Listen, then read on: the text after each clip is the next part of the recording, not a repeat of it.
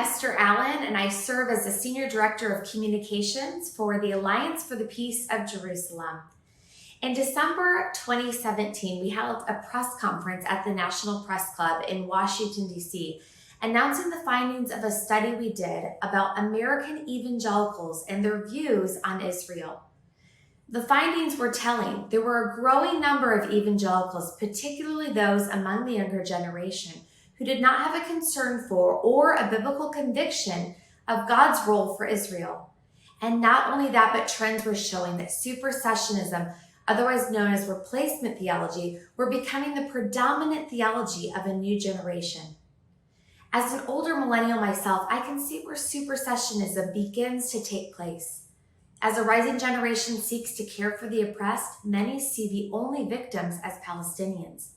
Many of us don't know our history, and as we read our Bibles for ourselves, we dangerously apply promises only to ourselves, forsaking God's larger story and losing God's heart and plans for Israel and the Jewish people. But God is not done with Israel, and he is certainly not done with the Jewish people. And this is why, with urgency, we founded the Alliance for the Peace of Jerusalem. We want to help educate young and old about Israel's role in the biblical narrative, past, present, and future. And we can do this while also affirming God's concern for Palestinians and all people of the Middle East. And I believe that this is what makes us unique.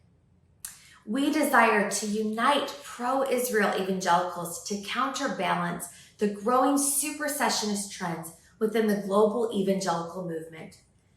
And we want to promote a theology that gives Israel a proper place in the story of the Bible and that is relevant and sensitive to the theological and social issues of the Middle East conflict.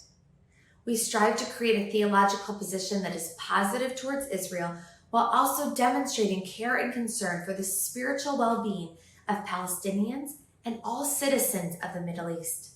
And finally, we want to better define and respond to the theological and ethical issues of the Israeli-Palestinian conflict, leading to authentic dialogue and more genuine reconciliation in the region. I wish I could be with you there in person, but I am pregnant with our third child, due just in a few weeks, and we are so excited for our first girl to join our family. She will be unique and made in the image of God, and we will be enthralled with her from day one, but she will in no way replace the value and the dignity of our two sons. And in the same way, we, the Christian church, we do not replace Israel. Our convictions are found on our website at www.allianceforthepeaceofjerusalem.com, and you can read our affirmations and denials, each written with corresponding scripture, because we want to encourage you to read these statements and reflect on them. And if you affirm them, please sign our statement and join us. You can also subscribe to our monthly email list, which will equip you with monthly content concerning how to navigate the Middle East conflict from a biblical lens, ways to talk to your pastor about Israel, and resources to help you churches how to learn about the Holy Land and why we should all care about Israel.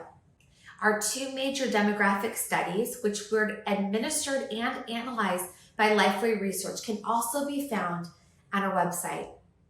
We must take action in prayer. We encourage you to pray for the peace of Jerusalem and then ask the Lord for his wisdom of how we can take the words of Jesus himself to heart and live out, "Blessed are the peacemakers, for they will be called the sons of God." Matthew 5:9.